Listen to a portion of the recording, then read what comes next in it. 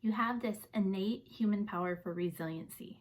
It's absolutely astounding how much people have overcome through the course of history. And individually, I know that you've overcome a lot to get to this point. We have ways that we can channel our energy to be more resilient in these uncertain times.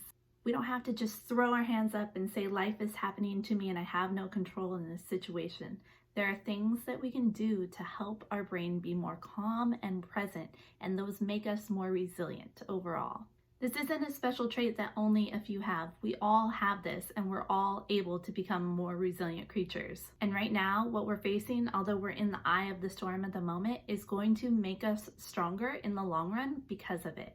If we haven't met, I'm Casey, and I am a happy wife and homeschooling mom of 3 running an online business. And if you found this video, you might have a similar set of circumstances. And if anybody claims that a mother running a business is not a resilient creature, then they are out of their freaking minds. But how? How do we find that resiliency in the face of uncertainty? The amazing Tony Robbins shared something that really hit home with me, and that is that in order to be resilient, we need to leverage our faith. And I don't mean that in a religious sense whatsoever. Faith is something that we all practice every single day as we're living our normal day-to-day lives. We can't step outside and get in a car. We can't raise a family and have children. We can't launch a business without having a large amount of faith. How many Americans get in their car every single day on a normal day? 1.4 million people die a year from car accidents. That's over 3,800 people a day who die from car accidents, but it doesn't stop us from getting on the roads.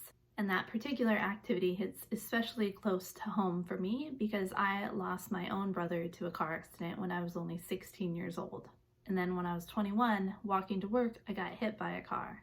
It took not just years of therapy, but an incredible amount of faith that things would be all right in order to get me back in a car. And I'm not saying we just throw caution to the wind. We do a lot of things to make car driving safer. We have rules and laws and safety belts. We still take that risk and we get into that car with faith. That's what gets us out there, because we know that not taking any risks is not a life worth living. No faith means no life. In times of uncertainty, in times of difficulty, we have to make the choice to have faith that we will overcome whatever it is we're faced with. When we as leaders, as mothers, as business owners, own that choice and step into our leadership power, it's contagious to others. Feelings are contagious to humans. Think back to a time when you saw your mother afraid. You felt that fear also. Think about laughter and how somebody who has an infectious laugh and you just can't stop yourself from laughing also.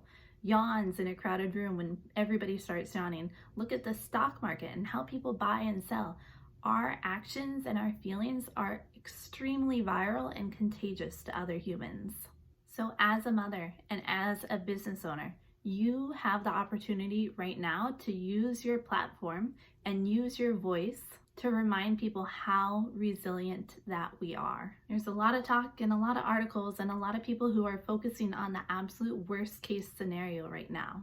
And I agree, we should absolutely be taking precautions, being prepared, trying to save as many people as we can. That does not mean that we should live in fear, and that does not mean that we should focus on the worst case scenario. The worst case scenario rarely happens.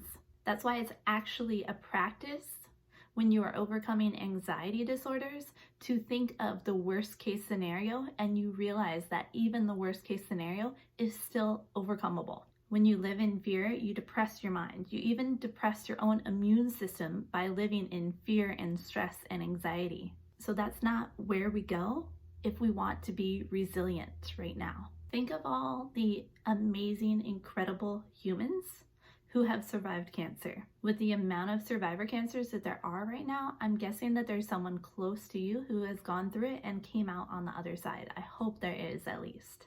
There's a thread that seems to come through in every cancer survivor's story, and that's one of faith. The survivors of cancer have an incredibly strong mindset.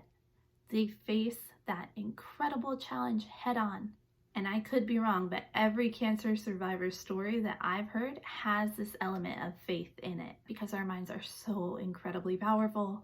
Those cancer survivors, they are thankful and grateful for what they do have. They make a decision that they're going to overcome this cancer and they're going to come out cancer free, and then they have faith that that will happen.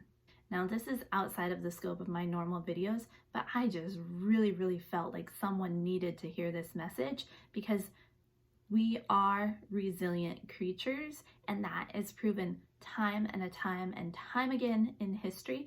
And this time right now that we are facing is no different, my friend. Now, I hope that you are healthy, and I hope that you're happy, and most importantly, I hope that your mind is right now. If it is not, reach out. There are a ton of resources that are right at our fingertips, and the people around you need your leadership right now. Now, if you haven't yet, hit that subscribe button, and I will be back for next week's episode.